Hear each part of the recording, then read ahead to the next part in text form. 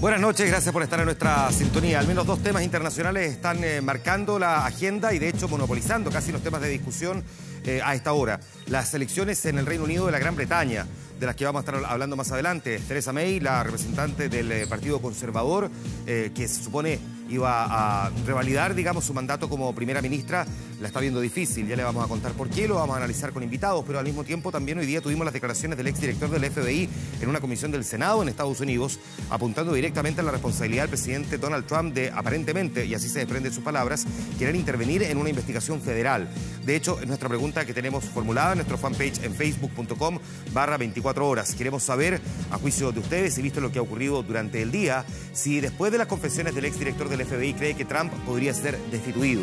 Vamos a conversarlo con nuestros invitados más adelante y vamos a analizar estos dos temas internacionales en los próximos minutos. Lo puede comentar también con el hashtag Vía Pública en Twitter. Vamos con los titulares más importantes. Al comienzo de Vía Pública esta noche, el alcalde de Santiago aseguró que habrá querellas contra los padres de los alumnos que provoquen daños durante las tomas. Les contamos también que la inflación de mayo llegó a un 0,1%, según informó el Instituto Nacional de Estadísticas. Con este resultado, el IPC acumulado en 12 meses llega a 2,6%, manteniéndose por debajo de la meta del Banco Central. Y en deportes, la selección chilena ya está con plantel completo en Moscú. Llegó Alexis Sánchez, pero pese a sus ganas, parece que no jugaría mañana ante Rusia. Ya vamos a estar hablando de eso más adelante. Junto a una antena de telefonía en Quilpué fue encontrado por trabajadores el cuerpo de Laura Landeros, esta joven madre que hace 12 días salió a trotar y desapareció misteriosamente. Leonardo Cuña nos informa. Muy buenas noches, Juan Manuel, y tú bien lo mencionabas, hoy se terminan 12 días de incesante búsqueda para la familia, por supuesto, de Laura Landeros, esta joven de 23 años, estudiante de Ingeniería en Transporte de la Universidad Católica, que salió a trotar, como tú bien lo mencionabas, hace 12 días, no se sabía nada de ella, de ahí que la buscaba intensamente personal de Carabineros especializado, la SEB, también personal de la PDI y algunos particulares que decidieron iniciar esta búsqueda de esta joven. No se había tenido rastro de ella, se decía de que se había subido un auto, de que quizá estaba con alguna persona. Lo cierto es que hoy, a eso de las 18 horas, fue encontrada a un costado de una antena de celular. No se sabía en un principio si era o no ella, luego las huellas dactilares por parte de la Brigada de Homicidios de la Policía de Investigaciones arrojaron de que se trataba de Laura Landeros, esta joven de 23 años que fue encontrada ahí en el sector céntrico de Belloto, en calle Ecuador, donde está esta antena de celular. En una primera instancia la encuentra un trabajador que va hacia el lugar, abre la puerta y se encuentra con el cuerpo de esta joven. Luego un vecino del sector acude también y se percata justamente de que lamentablemente estaba esta joven fallecida en ese sector. Posteriormente, personal de la Policía de Investigaciones dice que presuntamente se trataría de un suicidio de parte de esta joven que, bueno, se comenta de que tenía algún tipo de depresión. Ella salió a trotar muy temprano ese día, eso de las 7 de la mañana, no se tuvo rastro de ella hasta que, bueno, hoy lamentablemente fue encontrada fallecida por este trabajador. Se dio rápidamente aviso a las autoridades, quienes aseguraron de que se trataba de esta joven de 23 años, Laura Landeros, que por supuesto deja una familia desconsolada y a una pequeña hija luego de este suicidio. Nosotros tuvimos la oportunidad de conversar con las autoridades que fueron hasta aquel sector, Policía de Investigaciones también, y pasemos a revisar justamente sus declaraciones. Que vino a tomar el estado de la luz, abrió el portón y se encontró con la mujer ahí. Y yo salí a ver qué onda y encontré el cuerpo y obviamente la gente pensaba que se pudo haber tirado, pero no creo porque el cuerpo estaba estirado en las manos, en la cabeza. Se presenta lesiones, todas ellas compatibles con una precipitación. Lo que supone que esta joven accedió por el portón principal del inmueble, donde se encuentra esta torre alzada, y desde una vez en el lugar accedió a las plataformas superiores, donde criminalísticamente se pudiese interpretar que ella se lanzó. La brigada logra arribar a la conclusión de que efectivamente no hay intervención de terceras personas en este hecho. Bueno, los antecedentes indican que ella habría traspasado una pandereta que había, la saltó y luego de eso comenzó a subir esta antena de celular para luego lanzarse. No se sabe aún cuándo se lanzó, de cuándo está la data del cuerpo en aquel sector. Por supuesto, eso es materia de investigación. La autopsia lo va a arrojar luego. El cuerpo ya fue llevado por el servicio médico legal, hizo algunas pericias personal de la Brigada de Homicidios, la Policía de Investigaciones que llegó ahí también al lugar conjunto con las autoridades para ver, por supuesto, y luego se cercioraron de que se trataba de Laura Landeros, esta joven que cumplió 12 días desaparecidas. Un tema aparte fue esta psicosis colectiva que se generó producto de que supuestamente había un psicópata en los sectores ahí en la provincia de Marga que estaba intentando secuestrar mujeres. Lo cierto es que solamente hay 4 denuncias oficiales sobre eventos de similares características, lo que no se ha vinculado, por supuesto, a este suicidio de esta joven Laura Landeros de 23 años. Se termina, decíamos, una búsqueda incesante por parte, en primera instancia, de la familia, que nunca dejó de buscarlas, las diversas policías, tanto la PDI como también Carabineros, que hoy finaliza con el hallazgo del cuerpo de esta joven que lamentablemente se suicidó acá en este sector de Belloto, ahí en Quilpué. Juan Manuel. Gracias, Leonardo. Un tema del que sin duda vamos a estar pendientes. Agradecemos la información que nos ha actualizado esta noche.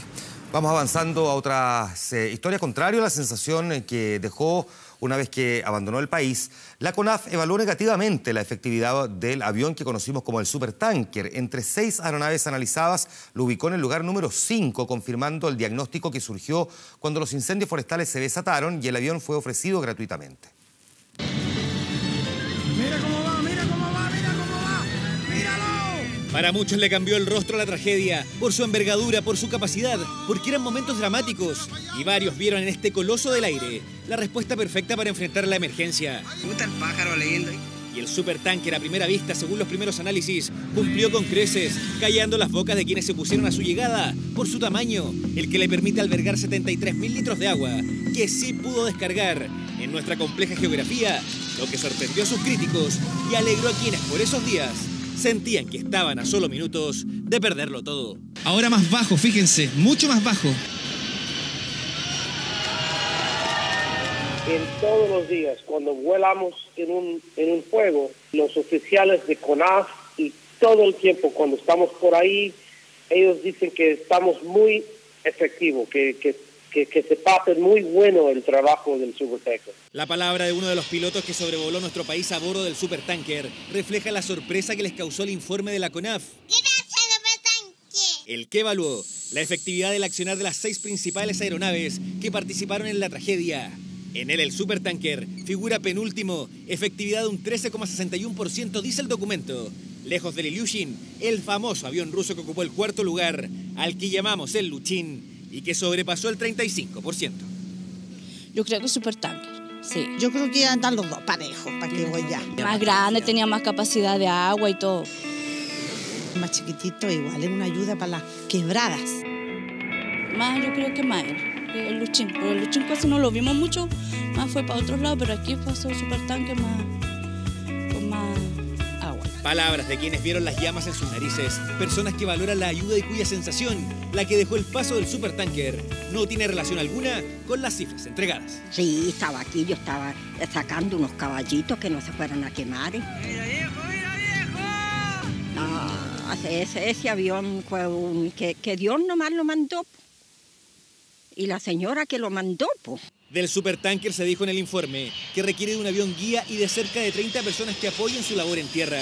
El diagnóstico que llamó la atención de sus miembros es que sus lanzamientos nunca se pudieron concentrar en el frente de ataque, solo flanquear el incendio. El avión puede pasar arriba de fuego o cerca de fuego y hay un jefe de fuego que el señor es un hombre de CONAF y el señor en CONAF está adentro del avión guía. Y ese señor dice a nosotros hasta dónde él quiere el agua. Si quiere el agua directivo en el fuego, no hay problema por supertanker.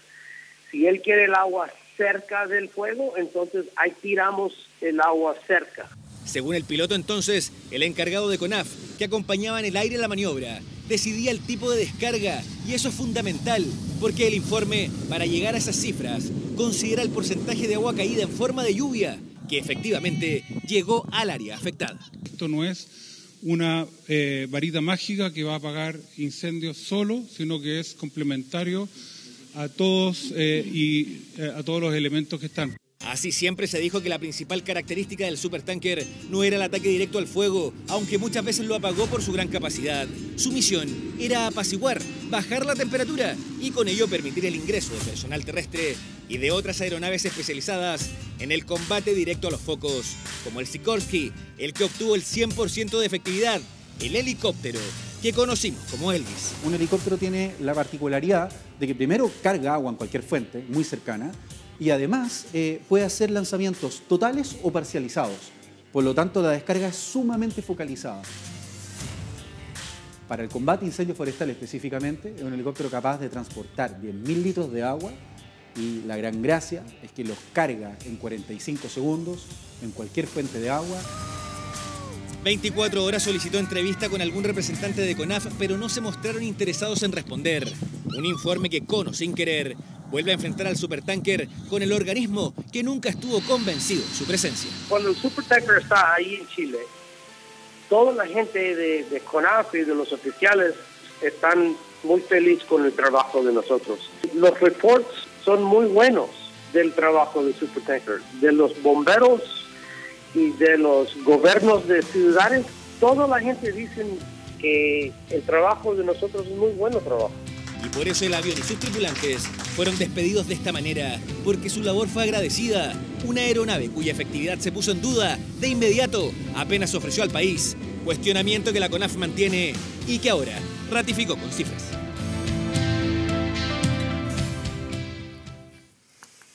Primero se dijo que la CONAF no quería estos superaviones. Después que nunca se había opuesto. Después se dijo que le habían puesto trabas para que llegara. Después de que nunca se le había puesto trabas. Después se dijo que se iba a evaluar su efectividad. Después se dijo que esto iba a tomar mucho tiempo. Esta semana se dijo que no se había podido evaluar completamente su efectividad porque no se podía destinar personal a ese trabajo. Después nos sorprendimos porque efectivamente se evaluó y ya tenemos una mala evaluación. La pregunta en el fondo es, cuando uno es juez y parte, ¿le correspondía al mismo organismo que está cuestionado hacer la evaluación?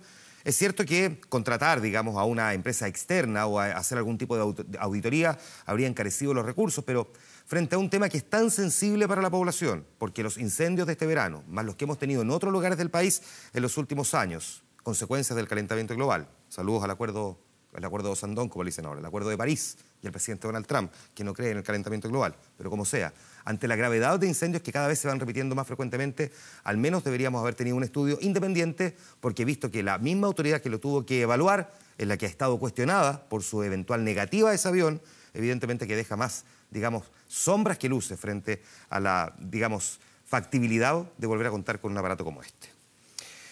Tras semanas de críticas por la falta de comando y programa, Alejandro Guillé lanzó su equipo de campaña donde insistió en intentar mantener el sello de independiente. Por su parte, Carolina Goich inició cambios en su estrategia con la renuncia de su coordinador general. Empezaron los matices.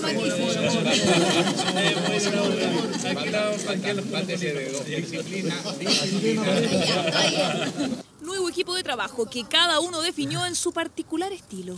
Esta mañana fría, pero sustantiva, como las cazuelas de campo de mi abuelita. Y es que si bien hace días dijo que aún no era candidato, lo cierto es que mientras avanza la recolección de firmas, también avanza con los equipos. Son personas que me dan confianza personal y ellos se van a jugar por la campaña presidencial. Mantenernos fiel a nuestro discurso de avanzar en el tema del mundo independiente. Acá no solo hay gente que milita en partidos, sino que hay personas que son independientes. Equipo que no tendrá generalísimo y que está conformado por el Comité Político Estratégico a cargo de la senadora PPD Adriana Muñoz, el Comando Operativo por Osvaldo Correa del Partido Radical y el Comité Político Ejecutivo integrado por los timoneles de los partidos que lo apoyan. En las comunicaciones estará la diputada comunista Carol Cariola. No estamos representando a los partidos, acá los partidos políticos tienen sus representantes. Exactamente a la misma hora, pero en otro lugar de la región metropolitana, Sebastián Piñera reactivó su ofensiva contra el actual gobierno en la presentación del libro La mayoría de las ideas.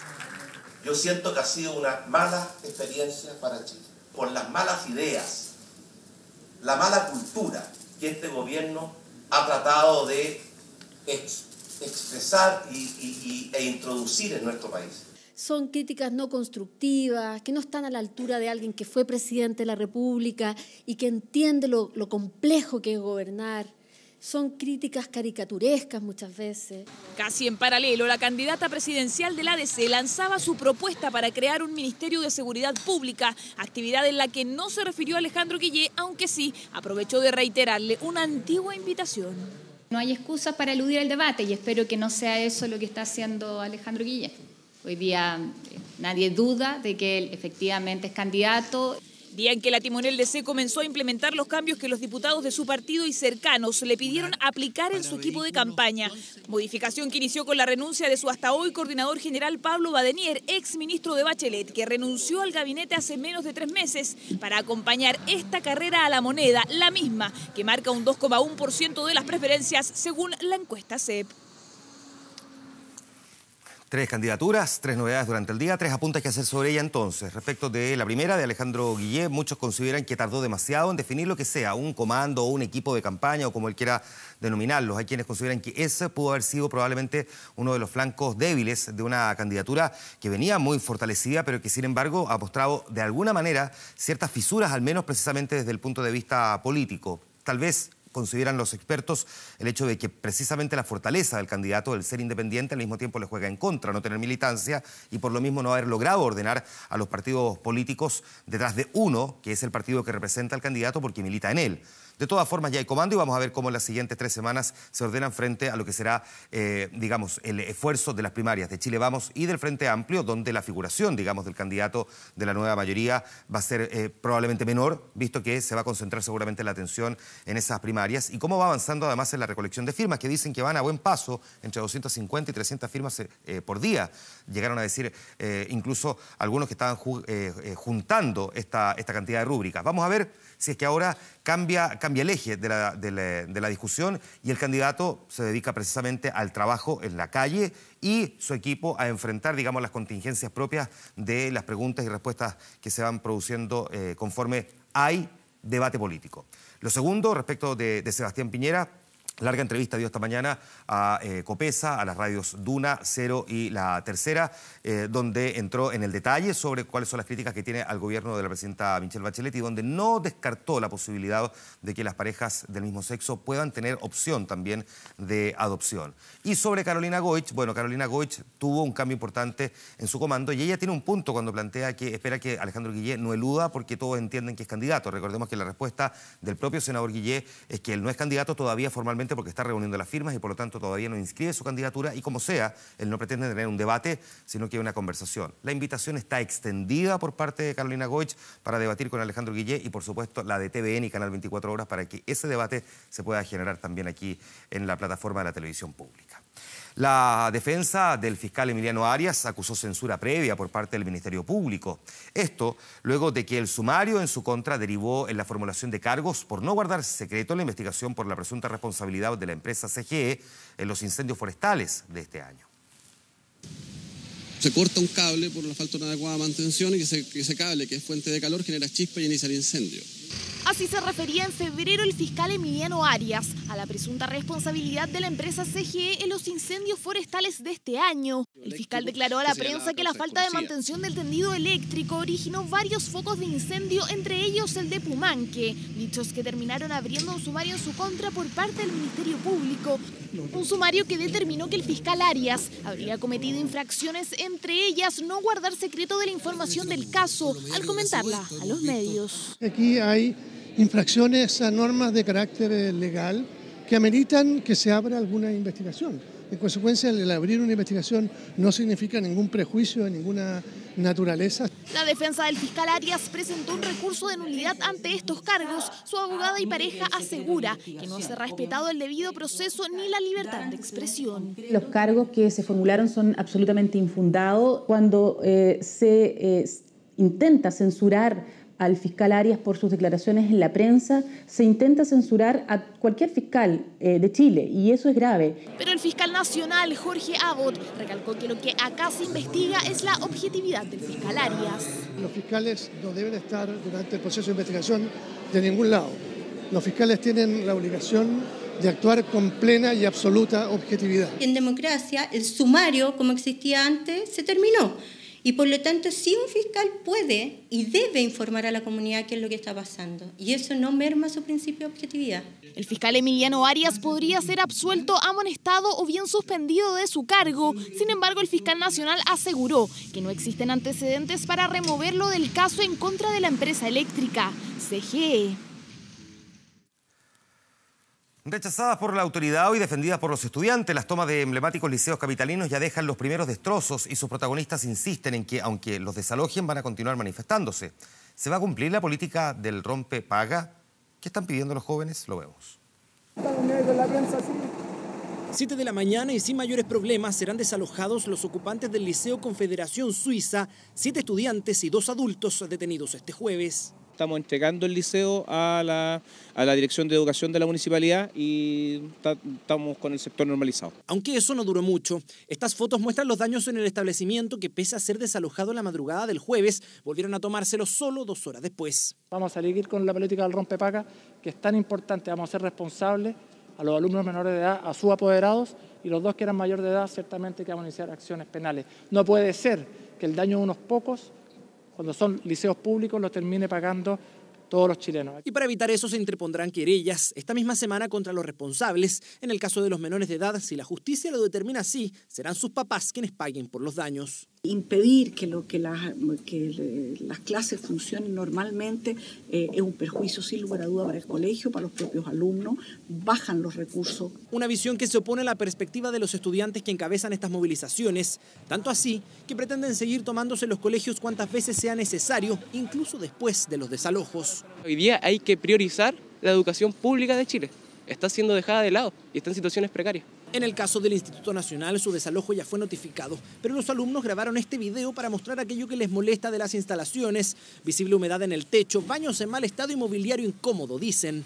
El escenario se repitió en el INBA. Allí, hasta una fogata prendieron para capear las bajas temperaturas en el patio del internado. Los camarines no tienen agua caliente y las duchas en general no funcionan, no tienen presión. En representación de todos ellos es que la Coordinadora Nacional de Estudiantes Secundarios llegó hasta el Ministerio de Educación. Exigen desmunicipalización efectiva, fondo permanente para la educación y un protocolo para cualquier tipo de abuso que pueda generarse en los colegios. Iban a hacer una reforma en donde la desmunicipalización iba a ser efectiva. El día de hoy hemos visto cómo este proyecto no se ha legislado y está estancado en la Cámara del Senado. Nosotros como estudiantes secundarios estamos muy preocupados porque sabemos que este sistema municipal se está cayendo a pedazos. Está en el Parlamento, Nueva Educación Pública, ya está en el Senado, esperamos que sea 2-3 meses más ley de la República. Los alumnos agrupados en la CONES se reunirán el próximo 17 de junio. Allí definirán si se suman o no a los colegios que ya están tomados. En línea con las estimaciones, la inflación de mayo llegó a 0,1% según informó el Instituto Nacional de Estadísticas. Con este resultado, el IPC acumulado en 12 meses llega a 2,6%, manteniéndose por debajo de la meta del Banco Central de entre 2 y 4%. En el mes, 8 de las 12 divisiones con que se mide el índice de precios consignaron alzas, destacando recreación y cultura, además de viviendas y servicios básicos. Por productos, los que registraron mayores avances en sus precios fueron los paquetes turísticos, pasajes de buses interurbanos, los tomates y gastos comunes, con un alza del 5,3%. Nos vamos a ir a la pausa comercial. 2 temas internacionales nos van a ocupar más adelante. Vamos a estar hablando de las elecciones en Gran Bretaña y de las declaraciones, del exdirector del FBI en Estados Unidos. Tenemos una pregunta en nuestro fanpage en facebook.com. Queremos que usted participe de ella. Es facebook.com/24horas.cl. Ahí está la dirección y por lo tanto nos puede responder esta pregunta. Después de las confesiones del exdirector del FBI, ¿cree que Trump podría ser destituido? Nos responde, por supuesto que nosotros vamos a estar recogiendo su opinión también. Vamos a la pausa, estamos de vuelta de inmediato aquí en Vía Pública. Esperemos.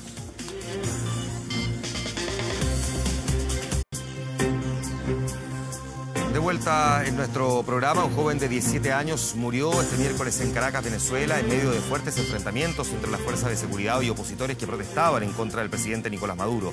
Su muerte eleva a 66 el número de muertos durante casi ya 70 días de protestas. Según un video que circula en las redes sociales, el adolescente sufrió una grave herida en el pecho y quedó postrado en la avenida Libertador, en el este de la capital venezolana. La fiscalía de ese país informó que está investigando las causas de su deceso. La oposición responsabiliza a la Guardia Nacional Bolivariana, pero el dirigente chavista, Diosdado Cabello, asegura que el joven murió mientras manipulaba un lanzacohetes.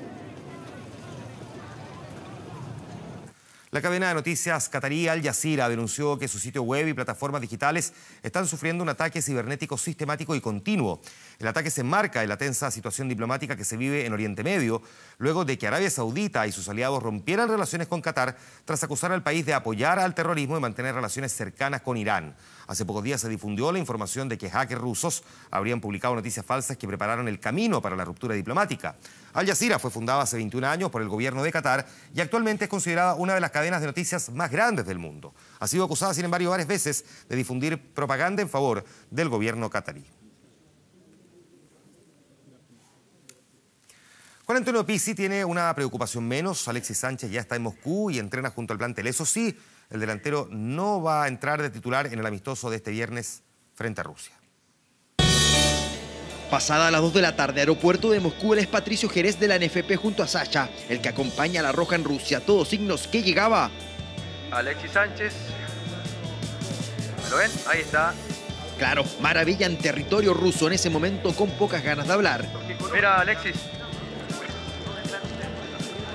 Esto viene con cara de pocos amigos. Alexis en silencio en el aeropuerto, pero en el hotel la cosa cambió. ¿Cómo llega a Rusia? Un poco cansado, pero bien, nada que decir. ¿Cansado pero con ganas de jugar? Yo siempre quiero jugar, siempre quiero estar ahí en el campo de juego, pero hay un profe, están los compañeros y también hay que conversar. Este viernes no será titular. Pizzi lo quiere 100% para la Copa Confederaciones, donde Chile es favorito. Me gusta, creo que lo hemos ganado el respeto a nivel mundial. Creo que Chile para mí es favorito, creo que mis compañeros también creen lo mismo. Alexis se unió a sus compañeros que en la mañana fueron al gimnasio. Claudio Bravo se dejaba ver en Rusia, todo el plantel muy relajado. 24 horas esperaba Arturo Vidal. ¿Para qué? Para entregarle su matrioshka. ¿Recuerdan? Arturo Vidal, Vargas, Isla, a Díaz. Mira, adentro van varios de tus compañeros para que se los muestren. Está Isla, Vargas, Díaz. Muchas gracias. ¿Esto es señal clásica de Rusia? Sí, ahí lo veo, ¿verdad? Ya, amigo. Arturo, feliz con su regalo, incluso lo mostró en redes sociales.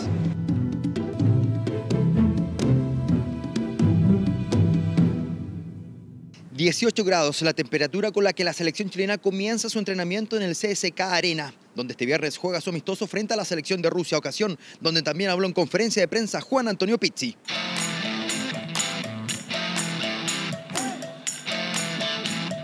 Antes de ir con la conferencia, hay que ver cómo Pizzi habló con Alexis Sánchez al comienzo del entrenamiento. Primero con todo el cuerpo técnico y luego a solas.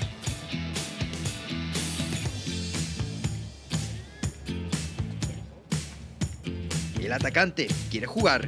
Yo también tengo muchas ganas de que juegue y estoy tratando de reprimir mi aspecto emocional y ser más racional a la hora de tomar la decisión. La imagen preocupante de la jornada, Claudio Bravo entrenando aparte. Lo hizo de pie, también acostado. El capitán de la Roja aún no está 100% y no jugará este viernes, por mientras sigue esforzándose. Va teniendo la evolución pretendida por los médicos. Vamos a ver si esa evolución coincide con los partidos de preparación que tenemos en los próximos días. En el lugar de Bravo jugará Herrera, que sumará un nuevo partido con la Roja. Día previo al amistoso con Rusia, con un Alexis sonriente, risas que contagiaron a todos. Y un Arturo Vidal entrenando con todo como siempre. Y que se llevó un buen regalo de recuerdo. Bien, vamos rápido a la pausa, tenemos hartas cosas que comentar a la vuelta sobre temas internacionales. ¿Quieres? Puedes.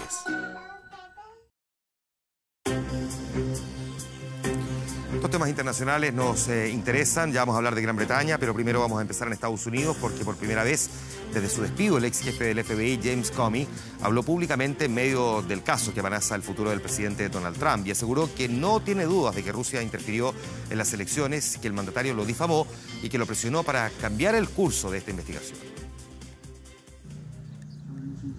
Era la declaración más esperada de Estados Unidos. Fue la portada de los diarios, llegó a ser trending topic en las redes sociales y los bares abrieron más temprano que nunca para transmitir el momento de la verdad, emitido en directo por las principales cadenas nacionales. El despedido director del FBI, James Comey, respondió durante más de 2 horas preguntas ante la Comisión de Inteligencia del Senado que investiga si hubo interferencia rusa en las elecciones presidenciales del año pasado y que también busca determinar si el presidente Trump intentó obstruir la investigación al respecto. ¿Por qué cree que fue despedido? Creo que no sé a ciencia cierta por qué me despidieron. Basándome en las palabras del presidente, pienso que fui despedido por la investigación sobre Rusia, por cómo la estaba llevando a cabo. El presidente sentía una presión sobre él que quería aliviar. De lo que no tiene dudas el ex jefe del FBI es que la administración de Trump mintió sobre su despido. La administración eligió difamarme a mí y, más grave, al FBI, diciendo que la organización reinaba el desorden, que estaba mal dirigida y que no había confianza en su líder. Esas eran mentiras, así de simple. Pero Comey no se detuvo ahí. Afirmó estar seguro de que Rusia interfirió en las elecciones presidenciales y aunque no quiso responder si el presidente Trump intentó obstruir a la justicia cuando le pidió que dejara tranquilo a su entonces asesor de seguridad Michael Flynn, confesó que se sintió perturbado con la insistencia del mandatario sobre este asunto. ¿Por qué no le dijo, señor presidente, esto está mal? Quizás si hubiera sido más fuerte. Quedé muy choqueado con la conversación, que simplemente me paralicé. Me quedé pensando en todo lo que me había dicho y lo único que tenía en mente era ¿qué debo responder? 3 encuentros en los que el presidente le pedía hablar a solas, además de otras llamadas telefónicas, fueron las que hicieron que Comey decidiera comenzar a transcribir los diálogos con Trump. Citas en las que el mandatario repetía con insistencia que esperaba que él siguiera al mando del FBI. Puedo estar equivocado, pero mi sentido común me dijo que lo que estaba pasando aquí es que él buscaba algo a cambio de concederme la garantía de mantenerme en mi puesto. Cuando fue despedido, usó esas transcripciones en su defensa y le pidió a un amigo que se pusiera en contacto con el New York Times para que publicara su versión. Acto que podría llevarlo ante la justicia por filtrar una conversación privada con la Casa Blanca, según el abogado de Trump, que habló poco después ante la misma comisión. Inmediatamente negó que el presidente haya pedido a Comey dejar pasar la investigación al general Flynn y desmintió al ex jefe del FBI. El presidente jamás dijo al exdirector Cosby, necesito lealtad, espero lealtad. Y si bien el presidente Trump evitó responder directamente a las acusaciones en su contra, no pudo quedarse sin decir nada. Nunca nada que valga la pena llega fácilmente, pero sabemos cómo pelear mejor que nadie y nunca nos daremos por vencidos. Somos ganadores y vamos a pelear y tendremos un futuro increíble. Futuro que podría haberse interrumpido por un juicio político contra Trump. Por ahora, todo depende de la investigación y del testimonio en privado con información clasificada que más tarde hizo Comey ante la Comisión de Inteligencia del Senado. Vamos a comenzar la conversación sobre Estados Unidos, pero la vamos a seguir luego sobre Gran Bretaña también. Presento de inmediato a nuestros 4 invitados en esta oportunidad. Florent Sacdú, analista internacional, profesor del programa de estudios europeos de la Universidad de Concepción, que está cumpliendo 15 años este 2017. Exactamente. Gracias, Florent, por estar aquí. Bienvenido. Gracias. También nos acompaña Cristian Fuentes, analista internacional de la Universidad Central. Gracias por estar aquí, bienvenido. Buenas noches. Sebastián Dubé, analista internacional de la Universidad de Santiago. Sebastián, bienvenido. Buenas noches. Gracias.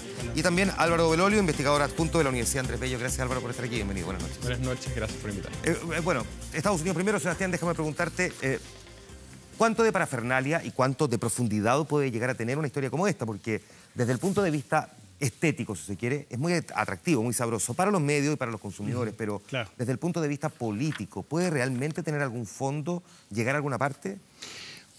Es una buena pregunta. Yo creo que el juego de Comey hoy fue de dejar un poco todas las cartas abiertas.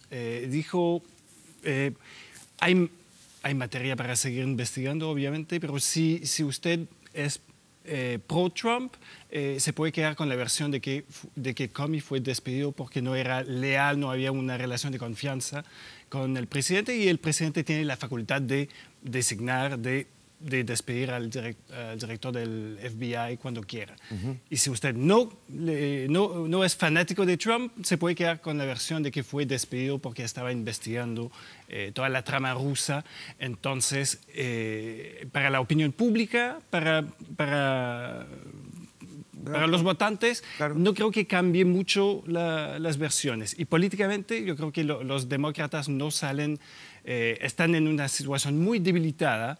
El escenario electoral es muy adverso para los demócratas, entonces, frente a Trump. Entonces, dudo que empiecen maniobras para eventualmente tener que enfrentar a Mike Pence en lugar de Trump en un escenario... De que lo destituyeran. Exacto, en un escenario de corto o medio plazo. Déjame ir un paso atrás, sin embargo.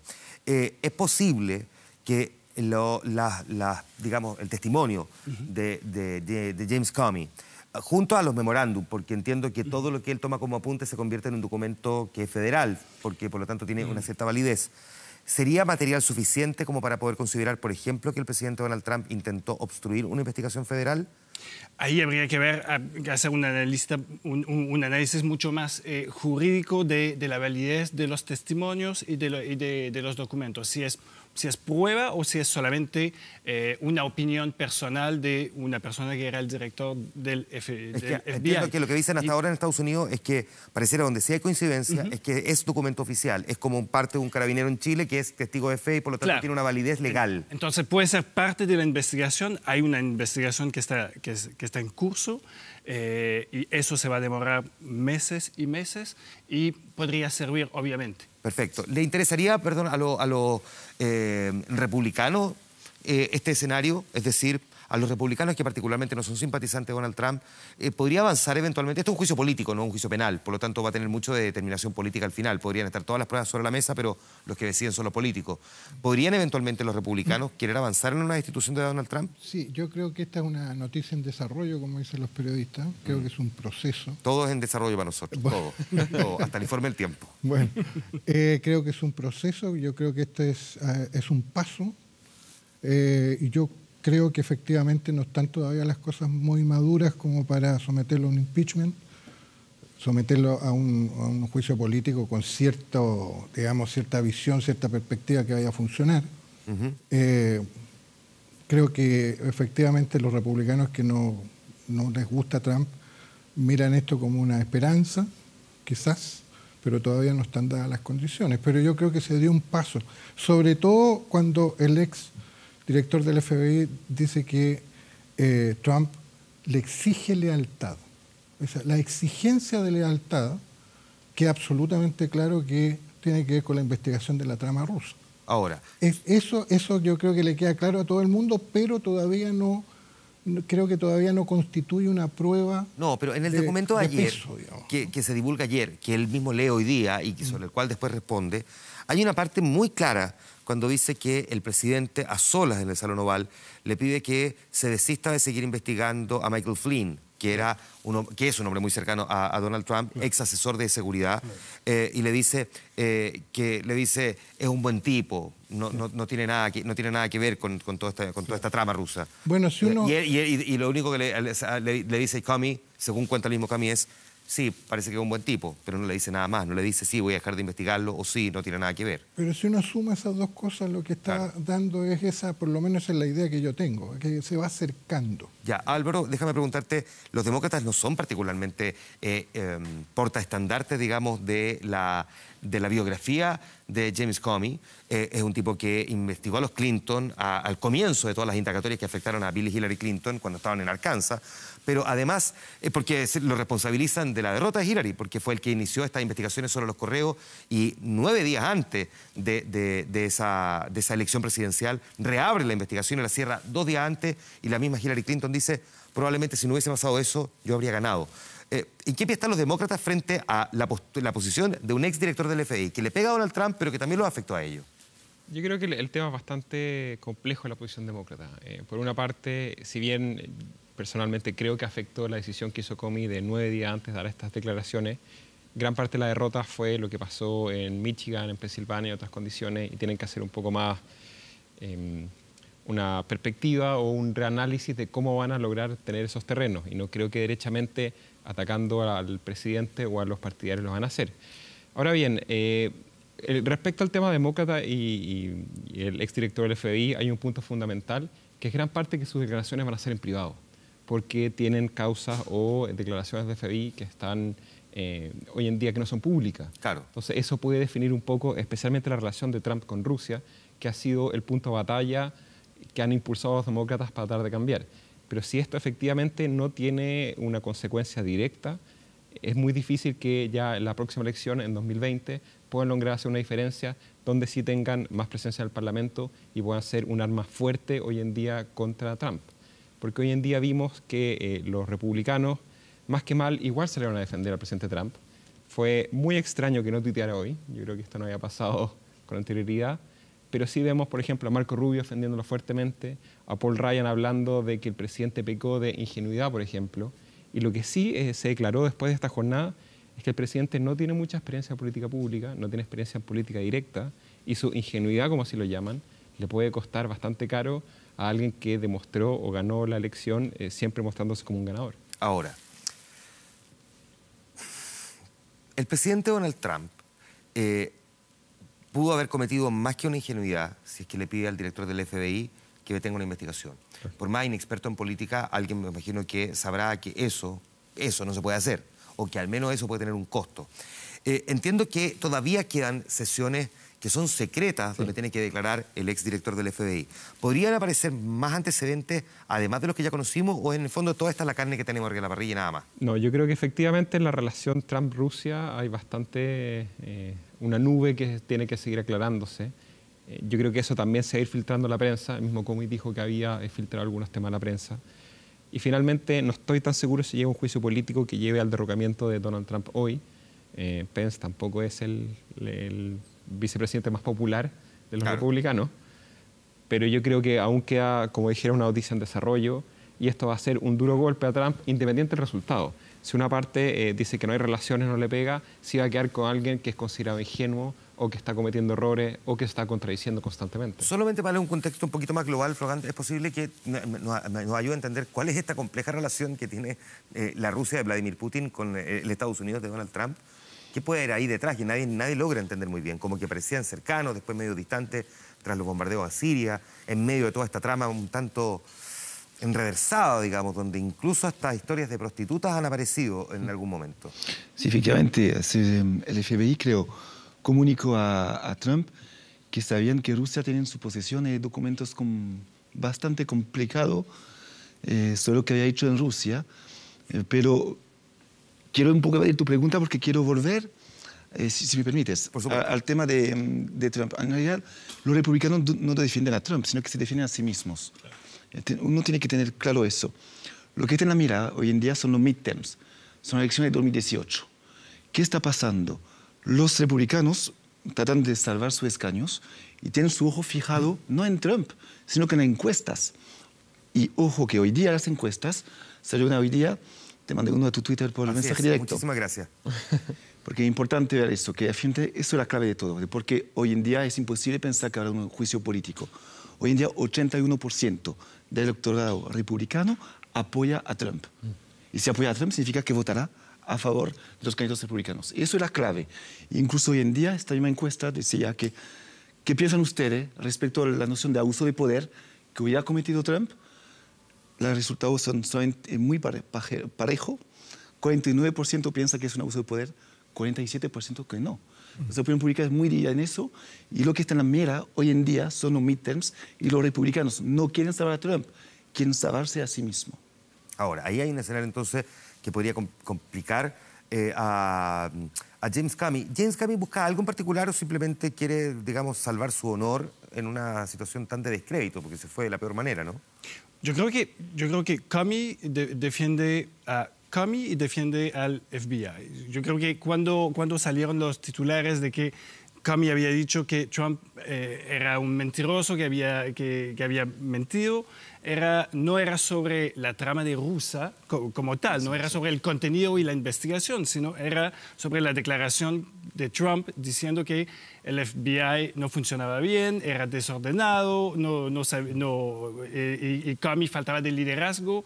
Y eso fue la réplica de Comey fue, no, el FBI funciona bien, hace su trabajo, lo hace bien, y eso fue la respuesta.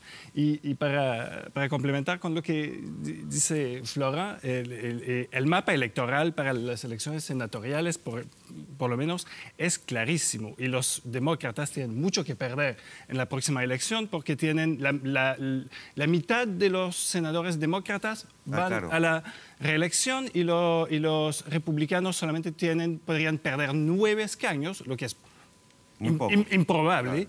En Estados Unidos el 98% de los congresistas son reelectos y muchos demócratas que sí podrían perder porque están en estados que votaron por Trump en la última elección. Entonces, y que son de estados donde el gobernador también es republicano, entonces el escenario electoral a corto plazo es muy favorable para los republicanos. Y estoy de acuerdo con Florence, salvo si hay una secuencia de escándalos y los congresistas republicanos que no le deben nada a Trump empiezan a sentirse amenazados, ahí van a jugar otra jugada política. Sí, pero ahí hay un tema que hoy en día no se vislumbra ningún liderazgo republicano que le pueda hacer un poco una renovación o un cambio a lo que tiene Trump.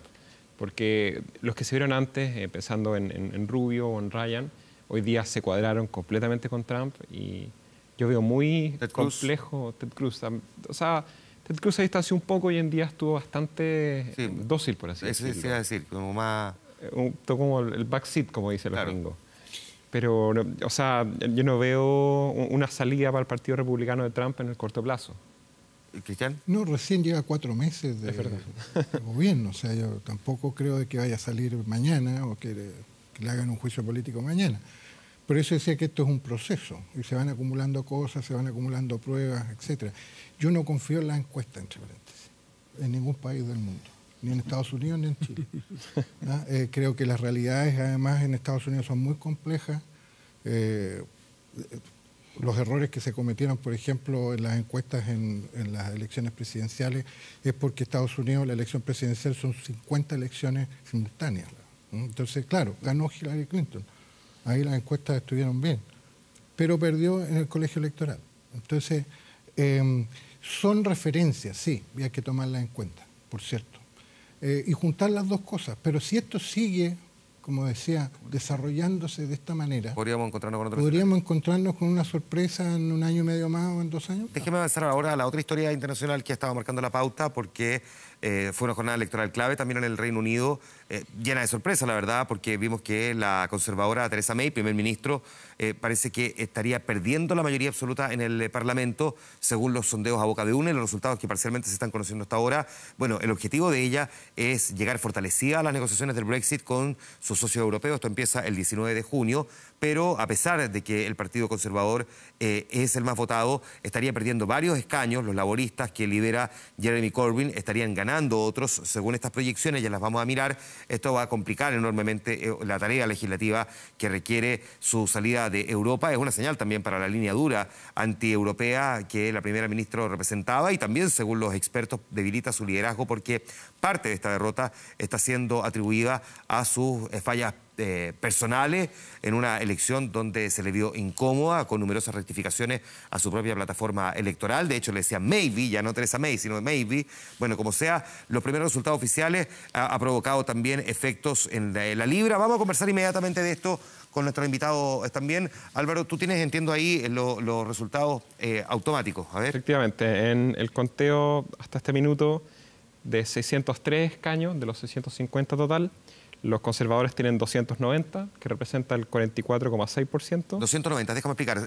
Son 650 parlamentarios en total. Para poder nombrar a primer ministro necesitas tener la mitad más uno, o sea, 326. Ellos en la elección del 2015, cuando ganó David Cameron, que luego renunció, por lo tanto ella asumió en su reemplazo, habían sacado 330. ¿Y llevan hasta ahora cuánto? Llevan 290 y se proyecta que probablemente van a sacar máximo unos 300, unos 20 más, unos 310, 315. No llegarían a los 326. Pero no se necesita mayoría absoluta para nombrar primer ministro. No, pero necesitas los 326, o sea, o el partido o negocia con otros. Para gobernar solo, sí. Claro, sí. O negocia con otros, pero digo... Esa es la mayoría absoluta. Para poder nombrar un primer ministro necesitáis 326 votos. Da lo mismo, ¿son del mismo partido o son varios que decidieron votar por ese primer ministro? El primer ministro se puede nombrar con una mayoría simple. El problema es gobernar. No, está bien, pero para no confundir al televidente, que no es experto. Sí. Necesitas 326 personas levantando la mano para decir quién es primer ministro. Sí. Da lo mismo, son todos del mismo partido. No, para aprobar una ley, sí. Y para votar el presupuesto, sí. Pero en la tradición parlamentaria británica, el primer ministro es el jefe del partido que obtiene más diputados. Exacto. Entonces... ¿no necesita entonces los 326? No, esa es la mayoría absoluta. Con la mayoría absoluta puede pasar todas las leyes que quiera. Exactamente. Solo. Pero lo que pasa es que el sistema electoral inglés gira alrededor de la mayoría, de que la mayoría sea clara. Si la mayoría es clara, la mayoría tiene el primer ministro. Los 326 es la mayoría absoluta. Con la mayoría absoluta gobierna solo y saca las leyes solo, etcétera. Perfecto. Ya, pero complementa tu idea. Y la dificultad del sistema parlamentario británico es que tradicionalmente el sistema electoral forma mayorías artificiales. Entonces, el partido más votado puede tener el 37-8% de los votos y tener el 60% de los escaños. Eso es porque el distrito es uninominal a una vuelta. Claro. Entonces, el que saca un voto más es el que sale electo. Claro. Y luego la dificultad constitucional es si tenemos hoy como resultado un gobierno minoritario. Puede haber distintas interpretaciones. Si la reina llama a Theresa May como ex primera ministra, tiene la prioridad para tratar de formar un gobierno o de destacar una mayoría parlamentaria, y si no es capaz y eso lo hace vía un discurso en el Parlamento para sacar una votación mayoritaria para votar el programa de gobierno, y si no es capaz de hacerlo, ahí se podría solicitar al jefe de la oposición, o sea, del segundo partido más... Porque sería laborista como voto de censura. Completa tu... Entonces, probablemente hoy con 605 escaños de 650, los conservadores tienen 290 y los laboristas 249. Lo más probable es que los conservadores, pensando que el Sinn Féin tiene 7 diputados electos, los cuales nunca asumen su escaño por una posición política, si llegaran a hacer un acuerdo con el DUP, que es el Democratic Unity Party, ya tendrían la mayoría. Pero efectivamente van a tener que generar una coalición o hacer una pequeña alianza con algún partido minoritario para tener la mayoría. Déjame preguntarle primero a Florán, ¿qué errores cometió Theresa May que parecía haber estado tan segura de un triunfo importante y que se fue de alguna manera desinflando con el paso de la semana? Fue primero que todo, primer error personal, demostró una actitud bastante fría, un proyecto respecto al Brexit muy poco claro, y obviamente le jugó en contra, también importante mencionar, nunca participó en debate televisivo. Entonces como que tuvo una postura, dio una imagen de una persona un poquito fría, poco involucrada y tratando con un poco de desdén a los adversarios. Y además, lo que jugó en contra últimamente fueron los atentados.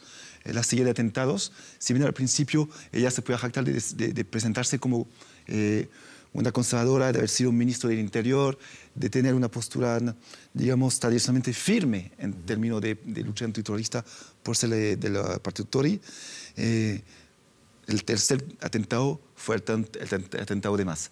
Es decir, que ahí todos sus adversarios le hicieron recordar que ella era a cargo de la seguridad dentro del Reino Unido desde 2010, Porque antes claro, el alcalde de Londres se ha encargado de recordarle no solamente eso, sino que además que redujo presupuesto. Exacto, fue ministra del Interior durante 6 años. Y redujo presupuesto policial, digo. Y ahí salió a la luz, digamos, para muchos, que finalmente, en lugar de fortalecer el aparato policial de seguridad en el Reino Unido, lo bajó, lo debilitó. Entonces también eso le jugó en contra. Obviamente que la apuesta que ella tenía era bastante buena. Es decir, su primera debilidad desde el principio es que nunca había sido elegida, sino que había sido nombrada como reemplazante de Cameron. Y entonces la jugada era tener una legitimidad fuerte para poder negociar de manera, en una postura fuerte, estable, frente a la Unión Europea. Y hoy en día toda esta apuesta fracasó y hasta hoy uno se puede preguntar si Theresa May está en condición de seguir al puesto de primer ministro, porque ella misma había prometido de alguna manera que iba sí o sí a mejorar el resultado anterior y que si no fuera el caso, ella misma tomaría las consecuencias de este resultado. ¿Al Partido Conservador lo castigan por Theresa May o lo castigan por partido? Yo creo que una mezcla de factores. El partido más castigado por lejos fue el Partido Nacional Escocés. Y segundo, efectivamente, el Partido Conservador. Si vemos los escaños específicos, hay unos casos emblemáticos como Clegg, que perdió en este caso. Yo creo que el tema de seguridad es un tema fundamental. O sea, efectivamente, el partido que se define como el que define la seguridad, que haya tenido 3 atentados en tan poco tiempo, habla un poco de su efectividad y una estrategia poco clara que finalmente va a ser el cambio. Es verdad que Theresa May nunca ha sido elegida, de hecho, el 6º caso en la historia de que un parlamentario asume como primer ministro sin haber sido el líder del partido en el momento. La última vez fue antes, cuando asumió Brown, hace unos 10 años atrás. Pero yo creo que la crítica son esos 3 temas que dijeron. O sea, el tema de la seguridad, el tema de la poco claridad y finalmente que ella no haya sido la líder del partido anteriormente en la elección anterior. Ahora, le están pasando también la cuenta por recorte en programas sociales. Y el famoso programa del impuesto a la demencia, como le han dicho, pero pareciera que también le están pasando la cuenta por esos recortes o esos ajustes. Y yo creo que también, volviendo a las rarezas del sistema parlamentario británico, Theresa May no tenía la obligación de ir a elección este año. Claro, entonces, y hace un año dijo, no voy a llamar una snap election, una elección fuera del calendario normal, el calendario electoral político normal, pero decidió hacerlo porque el primer ministro británico tiene, como los primer ministros en todos los sistemas parlamentarios británicos, tienen la facultad de llamar a la disolución de la Cámara de Diputados y de llamar a la elección cuando quieran. Y eso en general es una jugada que hacen cuando están convencidos de que van a ganar. Fue la jugada de Theresa May, pero en general es una jugada que le cae mal al electorado y en ese caso el electorado había votado hacia poco tiempo. Entonces la última elección era del 2015. No es un buen ejemplo, o sea, no es un buen ejercicio últimamente para los británicos estar convocando, digamos, a elecciones sorpresa, porque entre el Brexit, que también tuvo resultados inesperados, y ahora, yo preguntaba, Theresa May hizo recorte de programas sociales, hemos tenido una libra que es esterlina en la moneda, ellos nunca adoptaron el euro, que se ha devaluado 16% en este último tiempo. Sí. Es un país que importa el 40% de lo que la gente compra en el supermercado, o sea, esto tiene un impacto. Ellos tienen acumulado a mayo la misma inflación que nosotros tenemos acumulado en 12 meses, 2,6%. Hoy día hacía la comparación, miraba la estadística para saber cómo estaríamos nosotros. O sea, en 5 meses tienen una inflación muy alta. O sea, su economía de verdad está resentida. ¿La gente podría estar castigándola a ella también por esto? Yo creo que también, pero hay que recordar que el Brexit ganó. Ahora, el Brexit ganó a lo mejor con poca información o no con la información que correspondía, no sé, pero ganó el Brexit. Entonces, y el Brexit significa todas estas cosas. Entonces, la negociación en torno a la salida de la Unión Europea cobra mucha importancia también. Lo que pasa que el Brexit, el famoso Brexit duro, Brexit blando. Lo que pasa es que recién se está viendo los efectos del Brexit. Yo me acuerdo perfectamente durante la elección presidencial de Francia, que comentamos juntos, que los candidatos del Frente Nacional decían, mira, hagamos nosotros también el Brexit. Nosotros podemos salir de la Unión Europea porque, mire, los indicadores económicos del Reino Unido siguen perfectos, siguen muy buenos. Y justo estos últimos meses llegan las primeras indicaciones de que está mal. Inflación, tasa de crecimiento muy baja, 0,2% solamente en el primer trimestre de este año. Tenemos también indicaciones de que la tasa de sanidad sigue baja. para muchos economistas la tasa de cesantía es la indicación perfecta para ver si la economía está bien. La cosa es más compleja. Ahora está baja, porque en verdad está como en 5%. Sí, baja, pero se calcula que no va a sumar más del 6% este año. Ahora, este es un juego de expectativas también, porque no se ha salido todavía el Reino Unido de... Pero es un indicador, por ejemplo, que dice que está bajo, entonces todo anda bien en la economía. Claro. Si uno ve la clase de activos que están hoy día en el Reino Unido, tenemos 15%, muy alto, de los activos que son independientes. Sí. Es decir, que no logran tener empleo. Entonces, perdón que lo diga, pero pasa el mismo fenómeno en Chile. Sí. Entonces, que tratan de salvarse como se pueda, creando su propio negocio, lo que significa que no tienen contrato de trabajo, lo que significa que no tienen protección social, lo que significa que tienen eficientes recursos e ingresos mensuales fluctuantes, lo que significa que la cosa va más o menos, y lamentablemente va a ser de mal en peor para el Reino Unido. Entonces, el panorama que se viene es bastante oscuro para mis amigos británicos. Y acaban de perder 1 mes y medio para negociar, porque el reloj de la negociación está corriendo, claro. Y justo ese tema, el hecho que Theresa May no logre la mayoría absoluta, que no logre mejorar su posición, los debilita mucho ante la negociación con la Comisión Europea. Y al final, los costos que van a significar el aumento de regulaciones por el hecho de salirse de la Unión Europea va a generar una crisis que va a ser bastante dura para Inglaterra, que no va a ser fácil. Algunas estimaciones hablan de un 2% del ingreso del PIB del país. Sí, que los economistas lo venían diciendo desde antes, incluso en los resultados del Brexit. Déjame preguntarte, Cristian. Primero, ¿damos por descartado que Theresa May, no importa cuántos votos saque, debería ser la primera ministra o podría ya dar un paso al costado? Y decir... eso es interesante, que tiene que ver un poco con lo que se decía antes acá. Tiene que ver con cuánto le falte para la mayoría absoluta, tiene que ver con, yo creo, también la reflexión del Partido Conservador en general, cuáles son sus proyecciones, tiene que ver si hay fuerzas que estuvieran o estarían dispuestas a hacer coalición o no con los conservadores. Recordemos el 2010 que sí los liberaldemócratas estuvieron y a favor hicieron una coalición con los conservadores, no les fue muy bien en todo caso, sus resultados fueron bastante malos, hay que decirlo así derechamente. ¿Tiene algún partido con el cual hacer coalición? Esa es una primera pregunta. Porque lo otro es peligroso, lo otro de buscar mayoría en cada ley es muy peligroso, digamos. Entonces, ¿pero cuál sería la solución allí? ¿Llamar a nuevas elecciones? A mí me parece que esa alternativa no es tan clara, digamos. Y tampoco, bueno, probablemente que hoy Corbyn va a salir fortalecido, pero tampoco tiene un control total. Hay muchos díscolos dentro de los laboristas y hay un poco un juego de orgullo nacional. Y no sé si los laboristas están dispuestos a presionar a May en un calendario muy complejo para todo el Reino Unido frente a la Unión Europea, como lo decía. De todas maneras, hay en el horizonte, creo yo, más negociación. Sí. Más negociación entre los dos grandes partidos, más negociación con el resto del Parlamento, incluido el Brexit. Y un Brexit negociado dentro y después negociado fuera, yo creo que es un Brexit blando. Uno da por sentado que Gran Bretaña sí o sí se va a salir de la Unión Europea. No hay pie atrás. No hay posibilidad en esos 2 años o un poco menos que queda, Florán, de que eso... Podría pasar si los vencedores de hoy eran los Lib Dems, pero no ganaron. Entonces, de 14 escaños. Pero el daño está hecho, lamentablemente, porque la clave para estas elecciones, con el Brexit en la mirada, era tener sí o sí una mayoría absoluta. Porque para poder negociar en una posición de fortaleza, claro, con un partido disciplinado, con la capacidad de negociar con el otro, la Unión Europea diciendo, nosotros, detrás de mí, tengo la capacidad de hacer votar leyes, de tener un partido fuerte detrás de mí con la mayoría absoluta. ¿Qué va a pasar?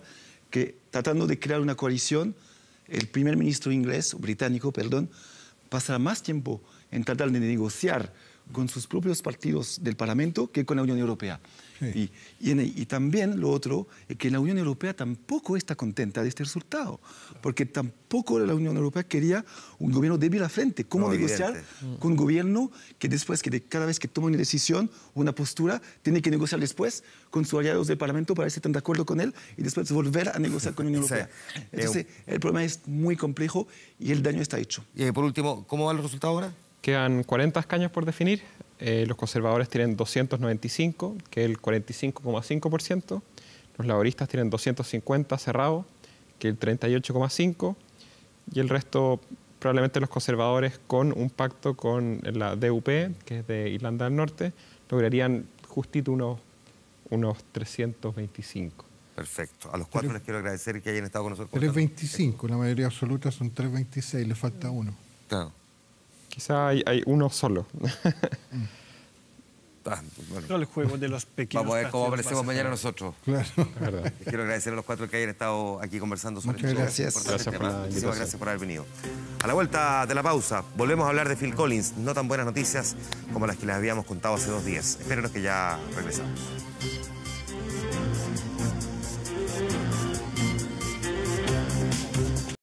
Estamos terminando. Y lo hacemos con la música y con el resultado de la encuesta. Teníamos preguntados desde muy temprano en nuestro fanpage en facebook.com/24horas.cl si después de las confesiones del exdirector del FBI cree que Trump podría ser destituido, y están empatadas las respuestas, 50 y 50. ¿Qué me dice? Así, la opinión de la gente. En nuestro portal 24horas.cl destacamos esta noticia. Detienen a una monja acusada de agredir a un menor en un colegio de Las Condes. La religiosa es encargada de la enfermería y abofeteó al estudiante de 11 años. Posteriormente sus padres la denunciaron ante carabineros en el Colegio Virgen de Pompeya, en la comuna de Las Condes. La historia completa está aquí en nuestro portal 24horas.cl. A esta hora en Santiago tenemos una temperatura de 4,4 grados y mañana, ojo, a -1 grado la mínima. La máxima llega a los 18 grados. 0 grados la mínima para el día sábado, 20 grados la máxima. Ambos días entonces despejados. La imagen de Phil Collins y el grupo Genesis. Esta es una de las canciones que interpretó en Liverpool hace algunos días, el 2 de junio. Fue cuando, después de 12 años, volvió a actuar Phil Collins, un cantante de 66 años que ha tenido algunos problemas de audición, que sin embargo después de varias operaciones, no solamente del oído, sino que de la espalda, ha decidido volver a los escenarios. El tema es que ayer en su hotel se tropezó, aparentemente tuvo algún problema por la misma operación en la espalda. Él tiene algunas dificultades para caminar y también por el oído medio, que mantiene el equilibrio. Tropezó y se golpeó con una silla y por lo tanto tuvo que suspender la gira. Cantante que había entusiasmado a muchos, ha dicho que la va a reprogramar para los siguientes meses y que de todas formas la va a continuar. Su gira se llama Not Dead Yet, no estoy muerto todavía. Bueno, un poco accidentado, pero ya está de vuelta en la música Phil Collins y todos esperando que se recupere lo más pronto posible para que siga con esos conciertos. Con Invisible Touch, una de las canciones que cantó en Liverpool, nosotros nos vamos. Gracias por su sintonía. Nos juntamos el fin de semana en 24 Horas Central. Abrazo, descansen, buenas noches.